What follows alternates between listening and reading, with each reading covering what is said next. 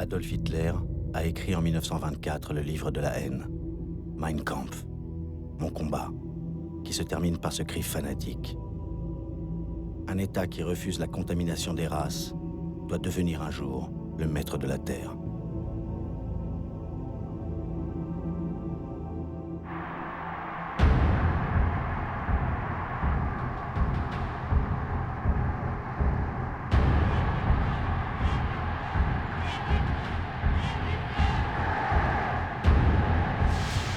Adolf Hitler, né le 20 avril 1889, se suicide le 30 avril 1945.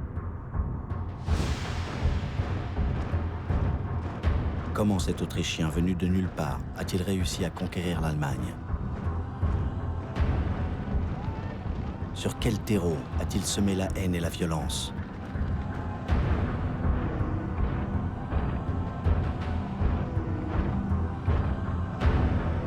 Comment Hitler et les nazis ont-ils fait basculer le monde dans l'apocalypse?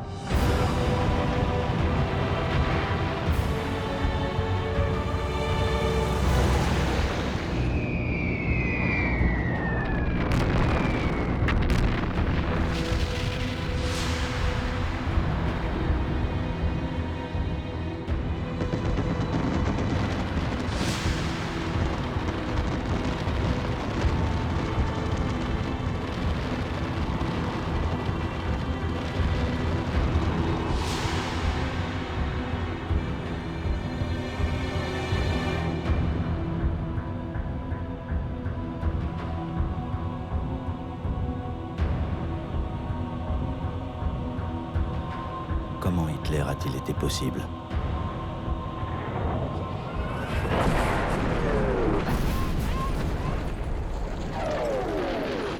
Hitler écrit dans Mein Kampf: « La Première Guerre mondiale a été le moment le plus inoubliable et le plus sublime de mon existence terrestre. » Depuis 4 ans, le caporal Adolf Hitler est estafette, porteur de messages au 16e régiment d'infanterie de Bavière. Il court de tranchée en tranchée pour transmettre les ordres, une affectation dangereuse. Il est décoré de la Croix de Fer. Il portera toujours cette Croix de Fer en dessous de l'insigne du parti nazi.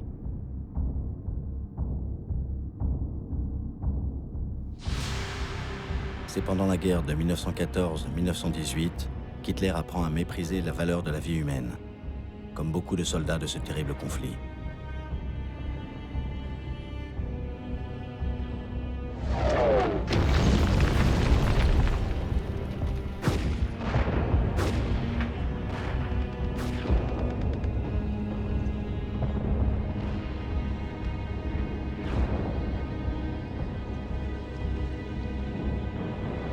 Hitler devient, graduellement, un nationaliste forcené.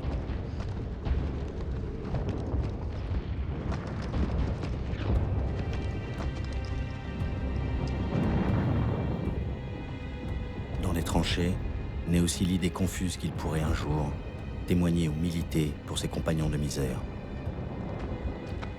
En somme, faire de la politique.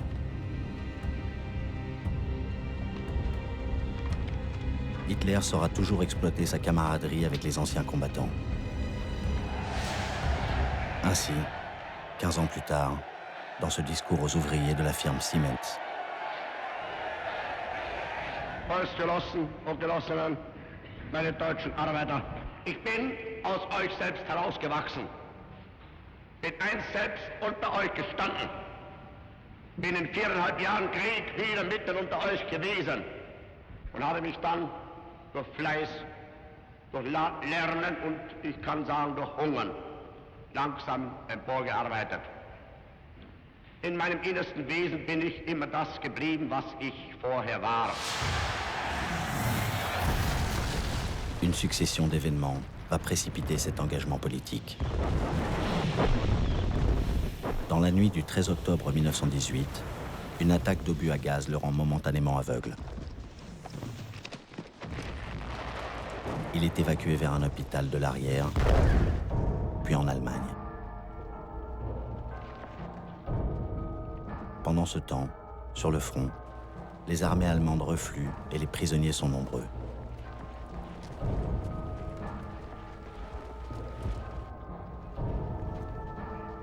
La haine est toujours présente, attisée par certains gestes déplacés des vainqueurs. Ici, un soldat allemand se fait voler son dernier bien, sa pipe, par un soldat français.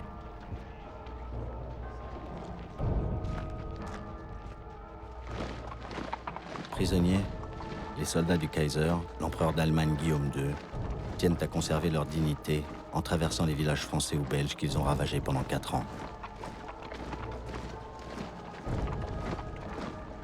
Le reste de l'armée allemande commence à battre en retraite en bon ordre, avec son armement.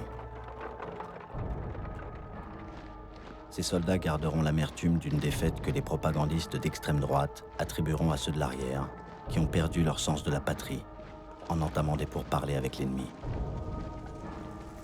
C'est à ce moment-là que se joue un épisode qu'Hitler considérera comme décisif.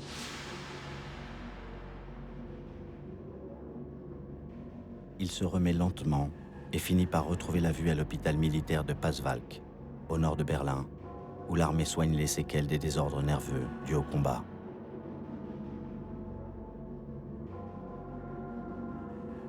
Hitler raconte que lorsqu'il apprend l'abdication de l'empereur, la fin de la monarchie, la création d'une république et l'armistice du 11 novembre 1918 qui marque la défaite allemande, il a entendu une voix intérieure. Il dit « Cette voix m'a appelé à libérer le peuple allemand et restaurer la grandeur de l'Allemagne. »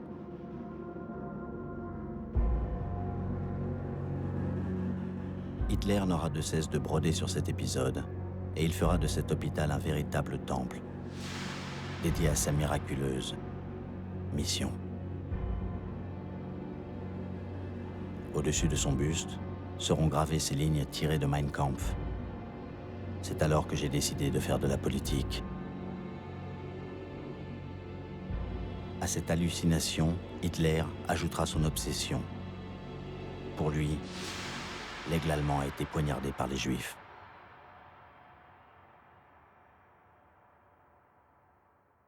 Il écrit dans Mein Kampf « Si l'on avait, au début et au cours de la guerre, tenu une seule fois 12 ou 15 000 de ces Hébreux, corrupteurs du peuple, sous les gaz empoisonnés, le sacrifice de millions d'hommes n'eût pas été vain. » Déjà, à la fin de 1916, les chefs de l'armée impériale, le maréchal Hindenburg et son adjoint, le général Ludendorff, avaient ordonné dans une dérive ultranationaliste un recensement des militaires juifs soupçonnés de ne pas être patriotes.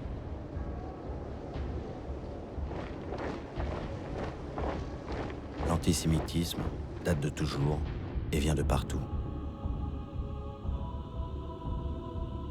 Poursuivis par cette fatalité, les Juifs, qu'ils soient les pauvres des ghettos ou les bourgeois dits assimilés, servent périodiquement de bouc émissaire pour toutes les crises.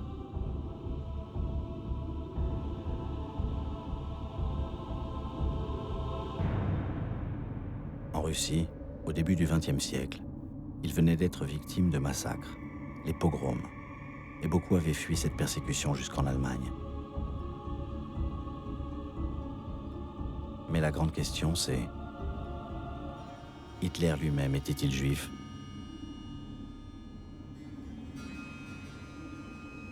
L'un des secrets les mieux gardés de son régime, c'est qu'il ne peut pas prouver le contraire. Il ne connaît pas l'un de ses grands-pères. Son père était né de père inconnu. La grand-mère avait fini par se marier avec un meunier appelé Johann Hitler, qui avait reconnu l'enfant et donné son nom. Au regard des lois nazies, Hitler ne remplit donc pas les critères dits de la protection du sang, qui impose à tous les Allemands, s'ils veulent échapper à la persécution, de prouver que leurs 4 grands-parents ne sont pas juifs. Hitler ne peut pas démontrer qu'il n'est pas juif.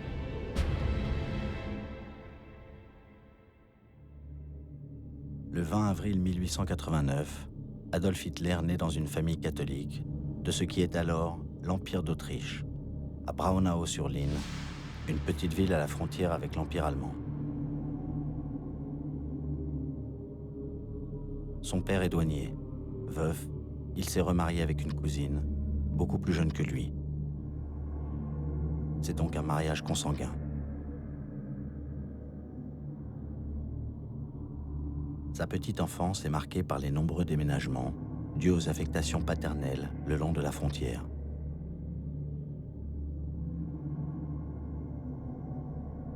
Écolier modèle dans le primaire, à 8 ans il sert la messe dans ce monastère. Il chante et s'exalte pour le don de soi des prêtres. Il admire leur sens de la mission. Au fronton du monastère, il remarque une étrange croix. Elle préfigure la croix gammée, qui deviendra l'emblème des nazis. Hitler se souviendra toujours de la croix du monastère comme le signe de sa prédestination.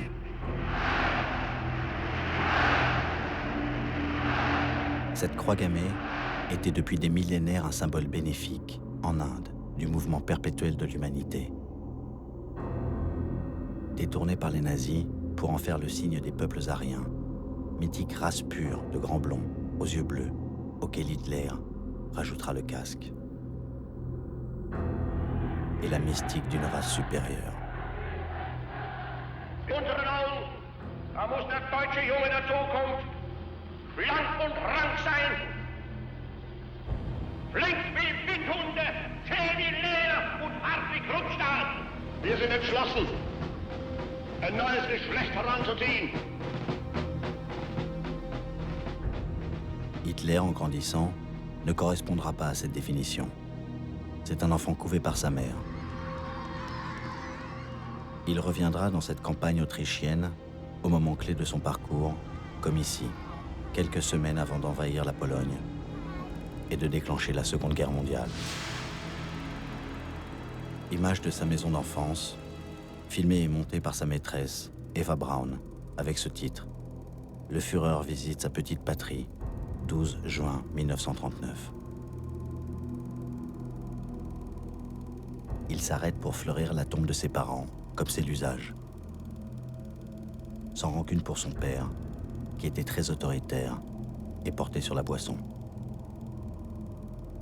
Mais sa mère, morte d'un cancer à 47 ans, a été le seul être humain qu'Hitler ait jamais vraiment aimé. À tous les anniversaires du Führer, elle trônera au-dessus des offrandes. Et dans son bunker, au dernier moment, Hitler aura son portrait sur lui. En fait, il était en conflit avec son père, qui voulait faire de lui un fonctionnaire. Mais Hitler ne fera jamais d'études, se jugeant, avec prétention, supérieur au système éducatif.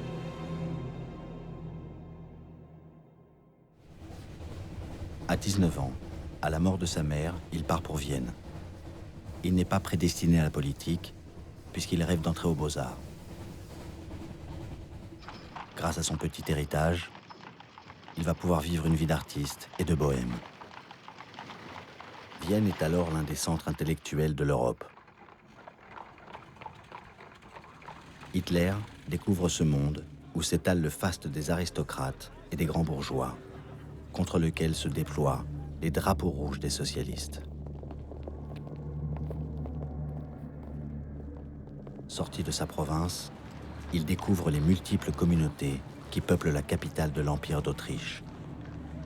Les Tchèques, les Polonais, les Italiens, les Croates ou les Juifs. Il dira plus tard « Cela me parut l'incarnation de la profanation raciale ».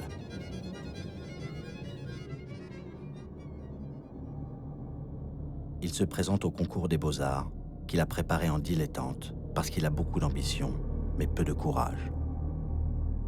Il est refusé. S'ensuit une période difficile qui précède la Première Guerre mondiale, où il vit dans un foyer pour hommes et subsiste en copiant des cartes postales pour les touristes. Le peu d'argent qu'il gagne lui sert à aller à l'opéra, écouter Wagner, qui le plonge, dit l'un de ses amis d'enfance, dans un état de transe. Hitler, qui vit si médiocrement, rêve à tous ses héros des légendes germaniques. L'un de ses opéras favoris, c'est Rienzi, où un jeune guerrier reçoit la mission de sauver son peuple.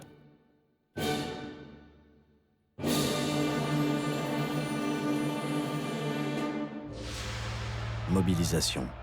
Hitler a 25 ans ce 2 août 1914 et la déclaration de guerre va le sortir de son existence d'artiste raté.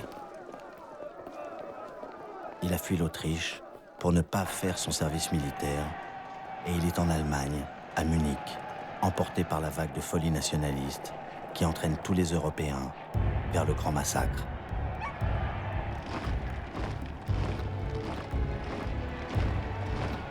Hitler a été identifié, enthousiaste, à la déclaration de guerre au milieu de la foule.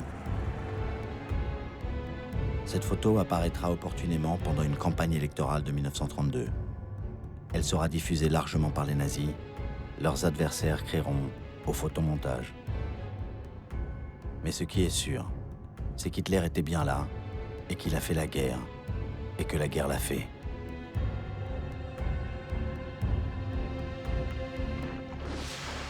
Au bout de 4 ans, il revient à Munich avec son régiment, dans une Allemagne en pleine révolution. Hitler a 30 ans. Une période déterminante s'ouvre devant lui. Il cherche avant tout à rester dans l'armée, qui désormais garantit l'ordre et la stabilité du nouveau régime du président socialiste, Friedrich Ebert.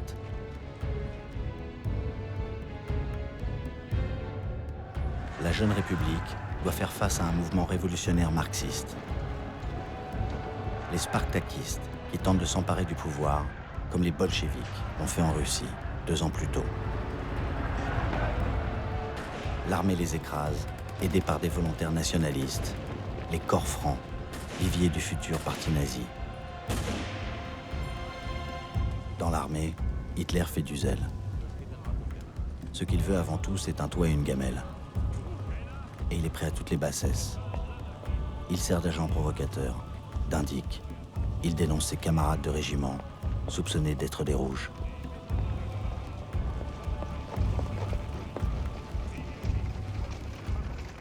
Ses convictions contre-révolutionnaires le font remarquer par les officiers qui reprennent en main la population en combattant les idées communistes.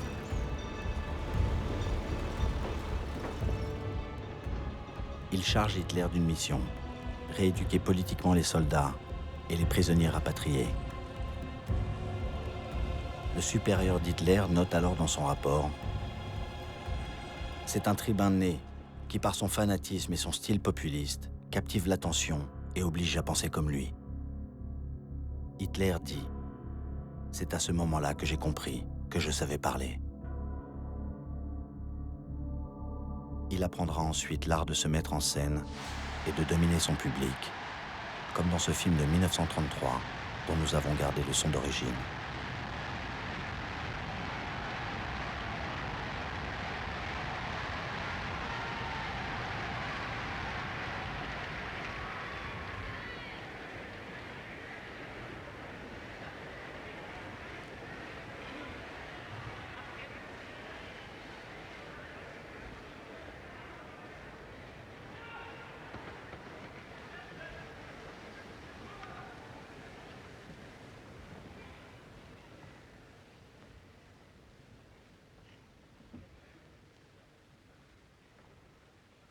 Dès ses débuts, Hitler a su faire monter la pression pour ensuite jeter à ceux qui viennent l'écouter ce qu'ils veulent entendre. En 1919, il dénonce la honte nationale du traité de Versailles.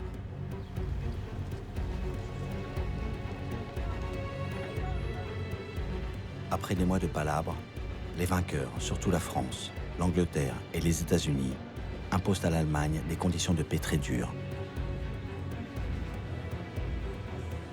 Comme si elle était la seule responsable de l'immense carnage. Le traité de Versailles, signé le 28 juin 1919, condamne l'Allemagne à payer d'énormes indemnités, les réparations, qui vont peser sur son économie et seront au cœur de la contestation allemande.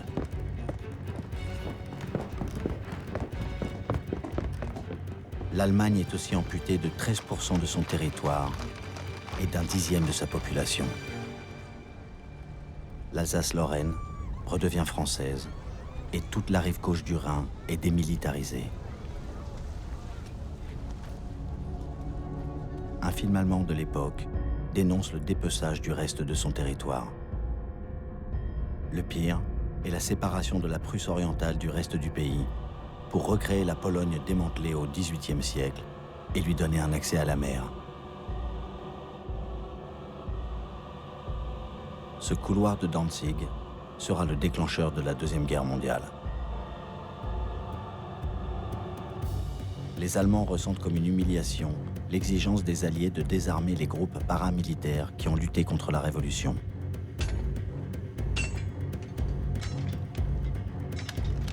Ils assistent au massacre de leurs sous-marins.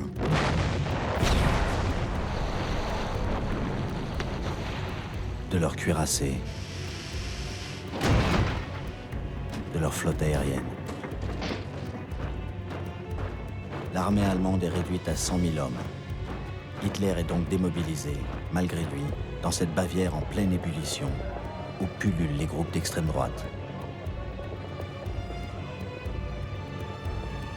Il est filmé ici, pour la première fois, dans une manifestation du DAP, le Parti allemand des travailleurs, auquel l'armée lui avait demandé d'adhérer pour le surveiller dès 1919.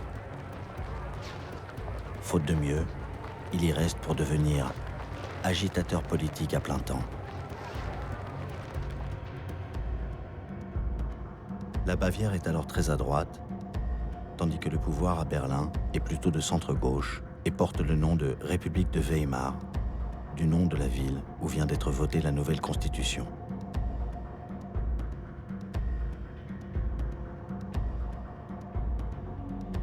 Hitler, transformé en Bavarois, hurle avec les loups contre les criminels de novembre, ceux qui ont signé l'armistice et le honteux diktat de Versailles.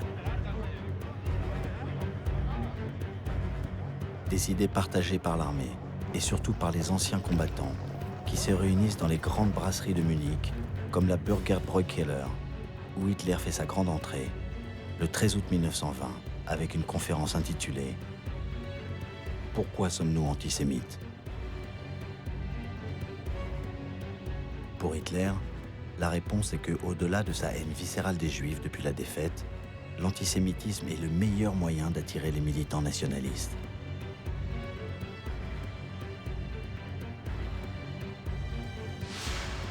Hitler galvanise les excités de son groupuscule d'extrême droite qui le prennent pour chef et lui procure une voiture, signe de son importance.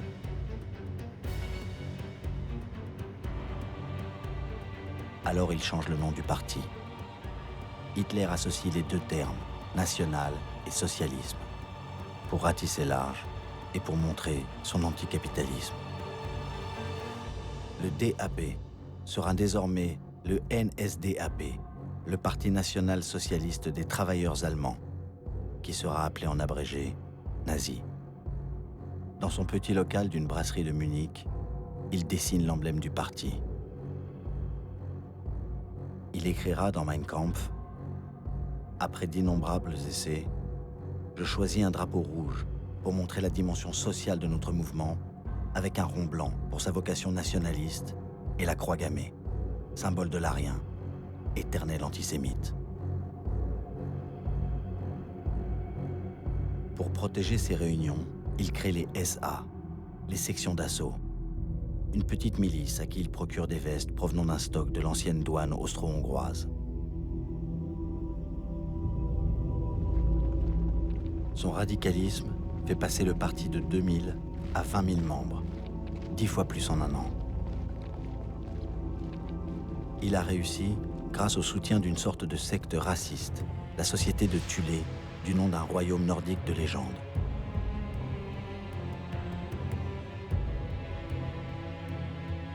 Ses membres financent un journal avec des fonds d'origine douteuse.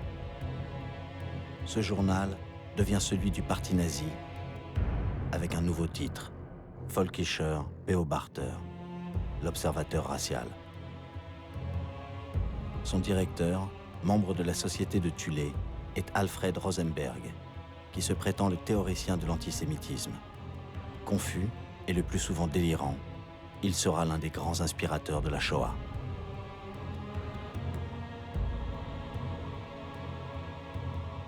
Un autre ancien membre de la société de Thulé, alors étudiant, est Rudolf Hess, qui deviendra le secrétaire d'Hitler et l'un de ses plus serviles et fanatiques complices. À ses premiers militants se joindra un héros de la Grande Guerre, Hermann Göring, l'un des plus célèbres pilotes de chasse allemands. Comme beaucoup d'autres, il a eu du mal à se réadapter à la vie civile. En Hitler, il trouve le porte-parole de ses idées contre-révolutionnaires et deviendra le numéro 2 du régime, et entre autres, l'un des instigateurs des camps de concentration. En 1922, Hitler fait défiler Göring à côté du général Ludendorff, encore en casque à pointe, pour montrer aux anciens combattants que leur grand chef de guerre est avec les nazis. Car Ludendorff, l'un des responsables de la prolongation de la guerre de 14, est convaincu que les politiques l'ont privé de sa victoire. Cette thèse est partagée par beaucoup de généraux allemands, et l'adhésion de Ludendorff aux idées nationalistes ouvre de nouvelles perspectives à Hitler. Tout paraît possible. En Italie, l'extrême droite, le parti fasciste de Benito Mussolini, vient de prendre le pouvoir.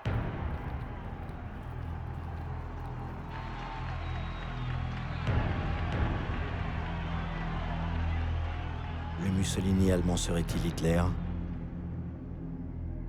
L'année 23 sera décisive.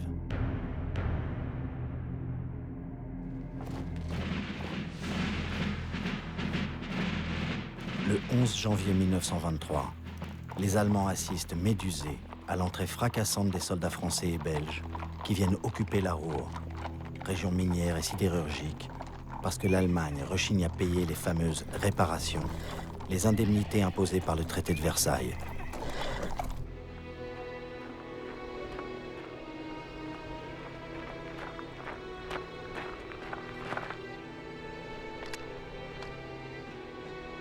Français et Belges veulent se payer directement en charbon.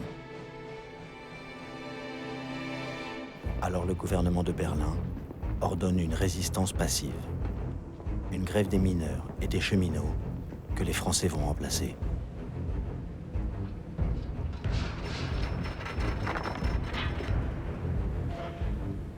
Il n'y a plus de charbon pour les Allemands et la situation se tend dangereusement. Le 10 mars 1923, un officier français, le lieutenant Pierre Colpin, du 17e bataillon de chasseurs, est assassiné.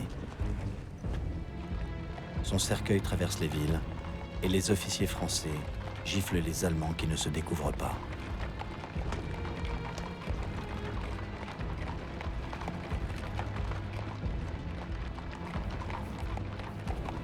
Images ineffaçables qui seront largement exploitées par les nazis, comme celle des 15 ouvriers des usines Krupp tués par les Français le 31 mars. Ou l'exécution d'un saboteur, Albert Schlageter, dont le journal nazi fait un martyr.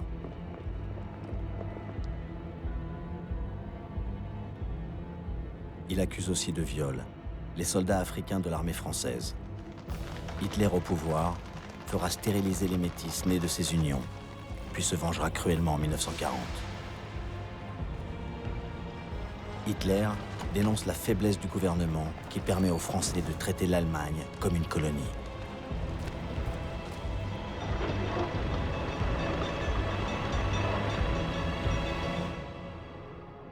Les Allemands ont froid.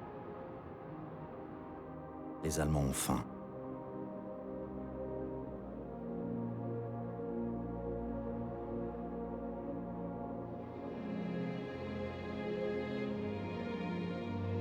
Ils tentent de voler le charbon des Français. La République de Weimar est obligée d'importer du charbon et de payer ses mineurs grévistes. Ces dépenses énormes l'entraînent à faire marcher la planche à billets à toute allure. Le mark se déprécie d'une manière affolante. Les Allemands payent Un jour, le kilo de pommes de terre, 1 milliard. Et le lendemain, la miche de pain, 460 milliards de marks. Sur ce terreau de folle inflation et de chômage, l'extrême droite bavaroise se mobilise avec à sa tête le général Ludendorff.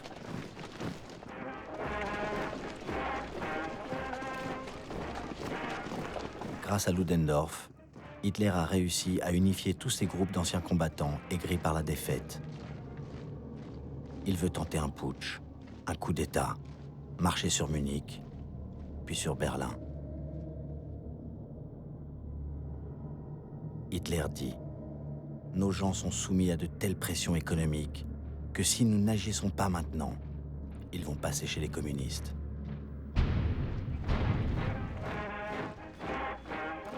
Les nazis vont réussir à se procurer des armes grâce à des militaires complices. Mais après des hésitations, l'armée et la police décident de rester fidèles au gouvernement légal. Dès lors, à Munich, pour Hitler, tout est perdu. Mais il a l'extravagante illusion que Ludendorff et lui vont quand même entraîner la population. Et il fait avancer ses troupes vers les barrages menaçant de la police. Les deux camps sont face à face avec Hitler en gabardine blanche au centre. C'est un photomontage nazi destiné à fabriquer la légende du courage d'Hitler. En fait, il s'est protégé derrière son garde du corps, qui a été tué dans la fusillade. Car la police a tiré, mettant fin au putsch d'Hitler de 1923. 10 ans plus tard, quand il aura pris le pouvoir, Hitler instituera tous les 9 novembre une cérémonie funèbre dans le style des rites païens nordiques, à la mémoire des 14 militants nazis tués pendant le putsch. Leurs noms sont à chaque fois égrenés, et les milliers de nazis et de jeunesse hitlérienne répondent à chaque fois « présent ».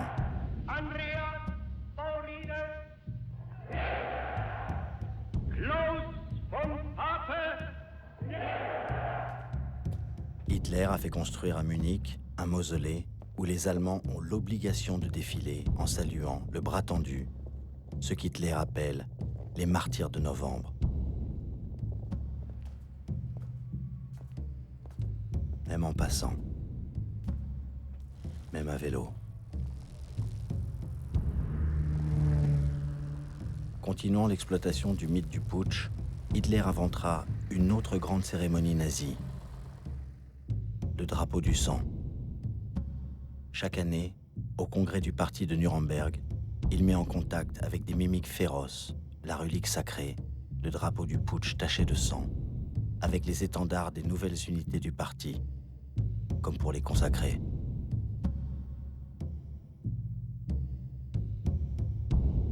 Cette célébration, presque mystique, fait partie aussi de la science nazie du mensonge. En fait, Hitler avait mal préparé son putsch, improvisé et pour tout dire bâclé les détails. Il s'était révélé impulsif, sans jamais réfléchir aux conséquences. Toutes ces mises en scène masquent un fiasco qui aurait pu mettre un point final à l'aventure nazie.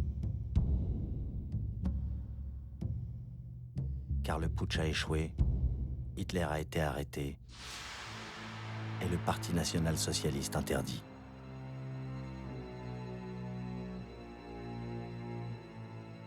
Un grand écrivain autrichien, Stefan Zweig, écrit « Ainsi, dans cette année 1923, disparurent les croix gammées, les troupes d'assaut, et le nom de Hitler retomba dans l'oubli. »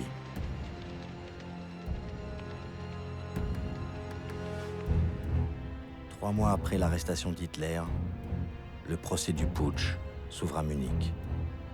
Hitler est accusé de haute trahison et du meurtre de 4 policiers, ce qui le rend passible de la peine de mort.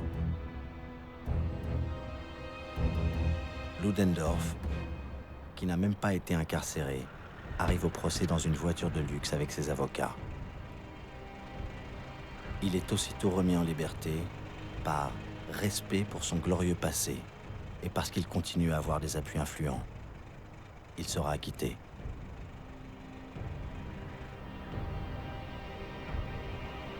Hitler, qui avait menacé de se suicider, comprend que le tribunal ne lui est pas si hostile.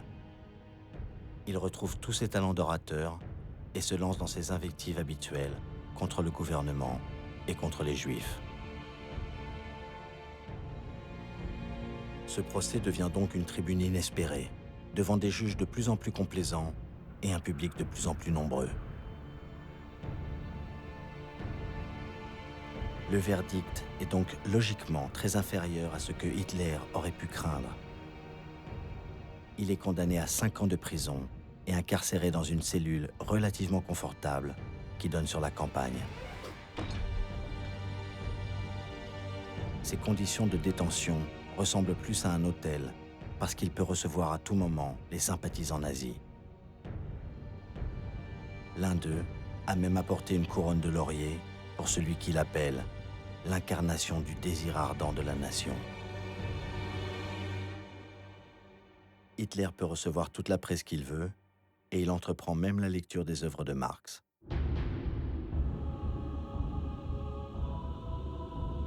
Rudolf Hess, condamné à 15 mois pour sa participation au putsch, occupe la cellule à côté et rejoint le petit groupe qui discute essentiellement des luttes entre les différents partis d'extrême droite qui se déchirent. Le retour d'Hitler devient une nécessité. Les complices, à l'extérieur, entreprennent une procédure de libération anticipée. Hitler sait donc qu'il va sortir vite et il ressent le besoin d'exposer sa vision du monde et ses principes politiques. Il dicte son livre à Rudolf Hess, qui tape sur une machine fournie par un banquier et sur du papier apporté par Winifred Wagner, la belle-fille du compositeur adulé par Hitler.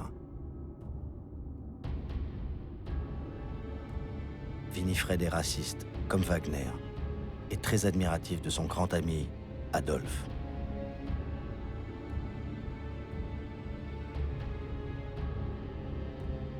Son texte, bâclé, est réécrit par des journalistes nazis. Hitler veut l'intituler « 4 années et demie de lutte contre les mensonges, la sottise et la lâcheté ». Ce titre, jugé trop long, est changé en « Mein Kampf, mon combat ». Même revue, le livre reste très indigeste.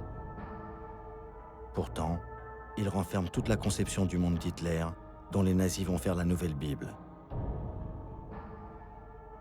Copié comme l'écriture sainte et relié comme les grands manuscrits du Moyen-Âge. Hitler délire sur la lutte de la race supérieure, celle du grand arien blond germanique, de la conquête de son espace vital, de l'éradication du communisme ou de l'anéantissement de la France. Sans parler des Juifs, qui pour Hitler n'appartiennent même pas à l'espèce humaine.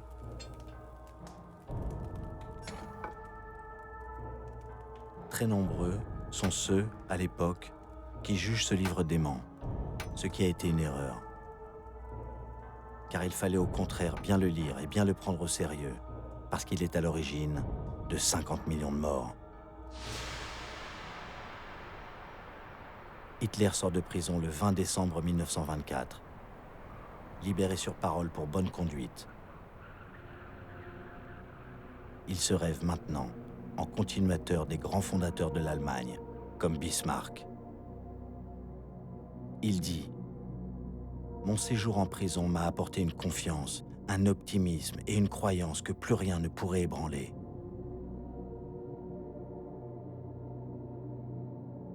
Pourtant, la traversée du désert commence. Mein Kampf est un échec. Il s'en vendra à peine 20 000 exemplaires du premier tome.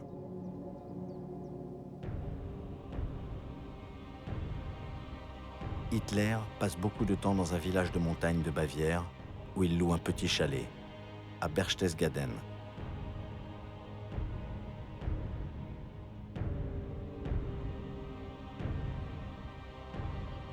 Il rencontre une jeune et jolie serveuse, Maria Reiter, 16 ans, avec qui il a une brève liaison. Elle veut se marier, il refuse. Il lui propose d'être une maîtresse de l'ombre, comme aux autres femmes qu'il séduira, pour ne pas gêner sa mission. elle le quitte. Il rédige le 2e tome de Mein Kampf, consacré surtout à son projet d'expansion de l'espace vital vers la Russie. Le livre connaîtra une diffusion moyenne jusqu'à la prise de pouvoir en 1933. Mais après cette prise de pouvoir par Hitler, Mein Kampf sera quasiment obligatoire. Il sera donné par l'État en cadeau de mariage aux jeunes mariés.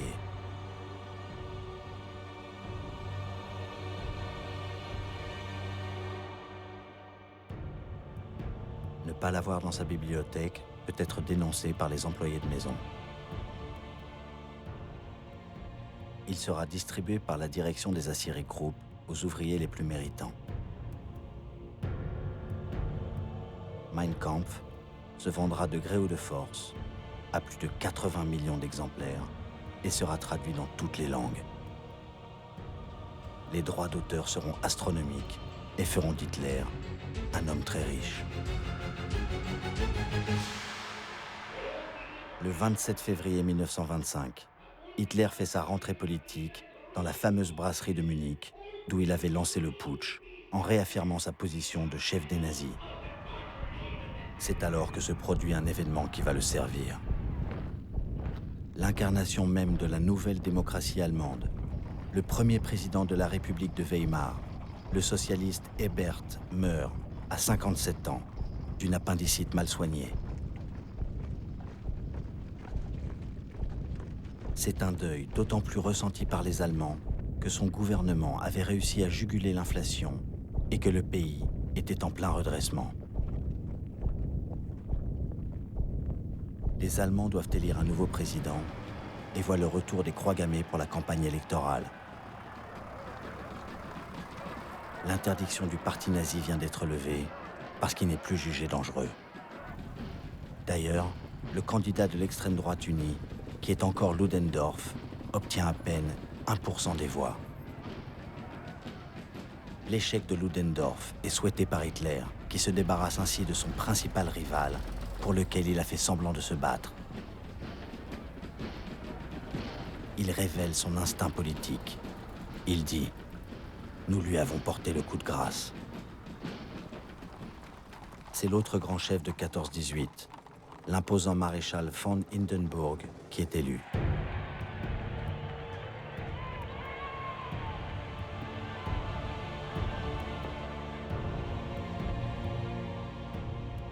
Jeune officier en 1870, il a assisté à la proclamation de l'Empire allemand dans la Galerie des Glaces de Versailles.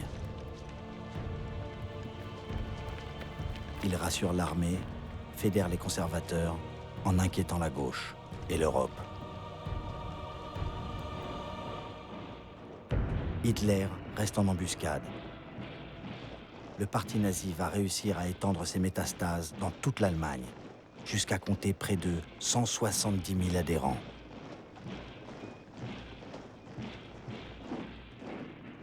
Hitler a fait de sa milice, les SA, une véritable armée privée. Ils sont de plus en plus jeunes, mais il ne faut pas se tromper. Ces paramilitaires sont des brutes, des fanatiques, des meurtriers.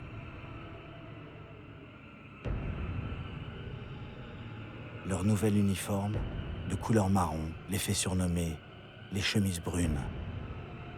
C'est une imitation des chemises noires de Mussolini qui avaient si bien réussi leur marche sur Rome quelques années plus tôt. Autre code emprunté à Mussolini, le salut romain, le bras tendu accompagné d'un cri rauque. Avec Mussolini, c'était « Viva il Duce ». Avec Hitler, ce sera « Heil Hitler ». Salut à Hitler.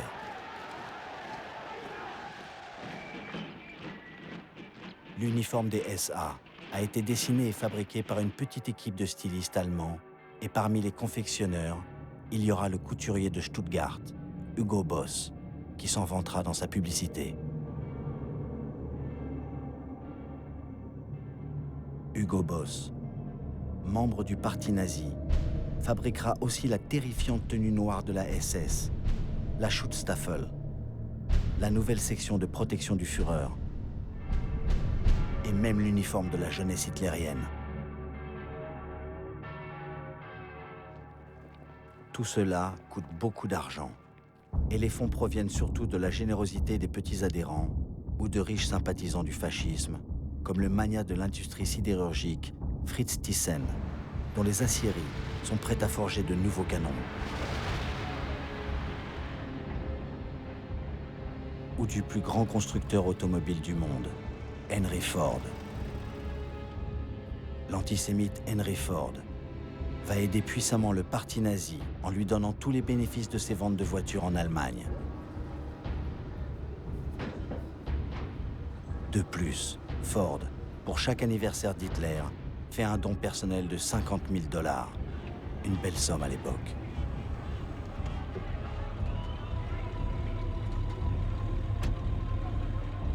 Ford sera le premier étranger décoré par les nazis de l'ordre du Grand Aigle allemand.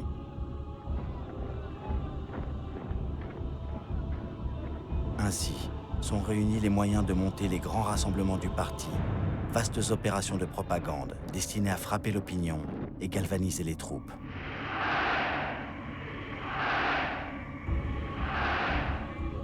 La bannière nazie proclame « Deutschland, erwahre ». Allemagne, réveille-toi.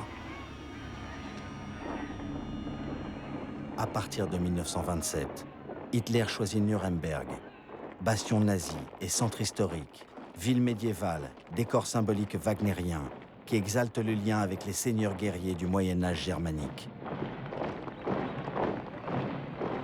Hitler l'appelle sa capitale idéologique. Hitler veut aussi montrer la soumission du parti au Führer, au chef. Ce culte de la personnalité sera bien servi par le photographe attitré d'Hitler, Heinrich Hoffmann.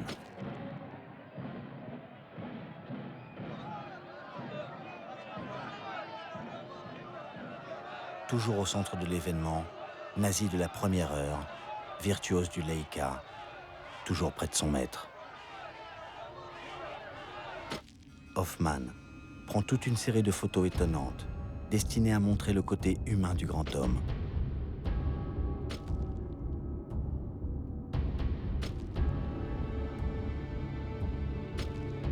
Et séduire l'électorat féminin, tel que se l'imaginent les nazis.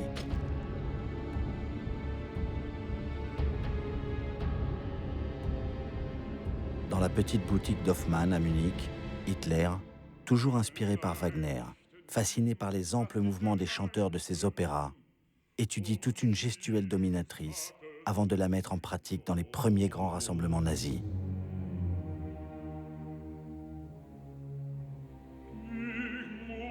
Hitler dit alors « La masse est féminine et stupide. La seule chose qui la rend stable, c'est l'émotion et la haine. »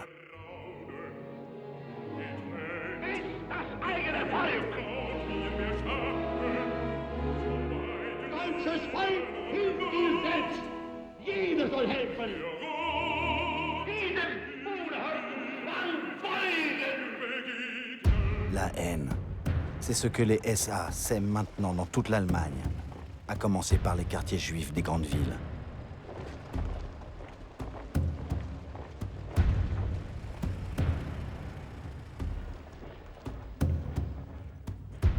Dans cette société pourtant encore pacifique, Stefan Zweig voit naître la violence.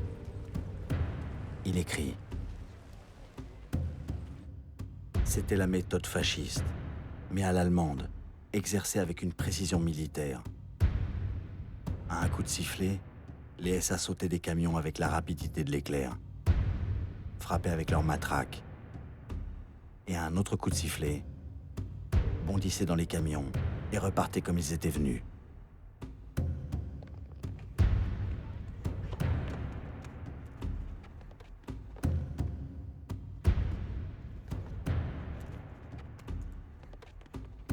Mais intimidation et terreur ne donnent que de maigres résultats. Aux élections législatives de 1928, les nazis n'ont que 2,6% des voix, moins d'1 million d'électeurs. Les communistes, 3 fois plus. Les centristes, 4 millions. La droite, 5 millions. Et surtout les socialistes, 10 millions de voix.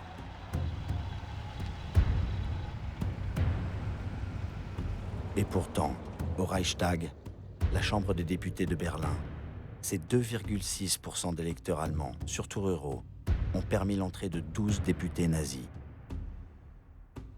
Ils font sensation parce qu'ils sont presque tous en uniforme de la SA.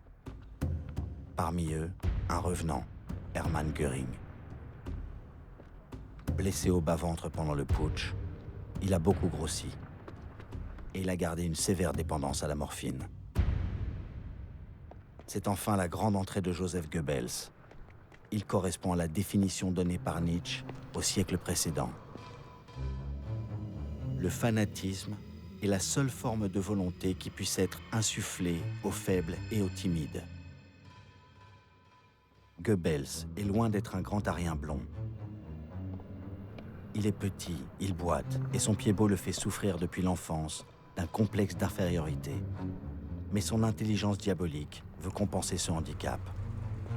C'est d'abord un révolté contre la société, tenté par le marxisme, avant la grande rencontre de sa vie avec Adolf Hitler. Tout devient alors lumineux pour Goebbels. Ce sont les Juifs qui l'ont empêché de devenir un grand écrivain en refusant ses manuscrits, et ce sont les communistes qui sèment le chaos.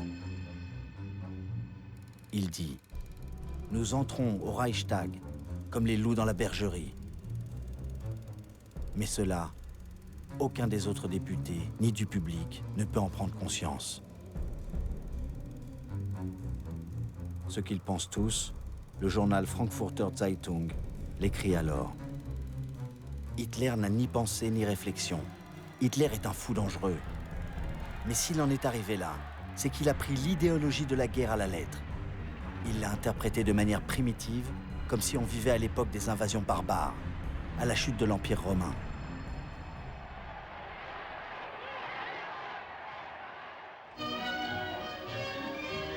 L'Allemagne ne s'inquiète pas.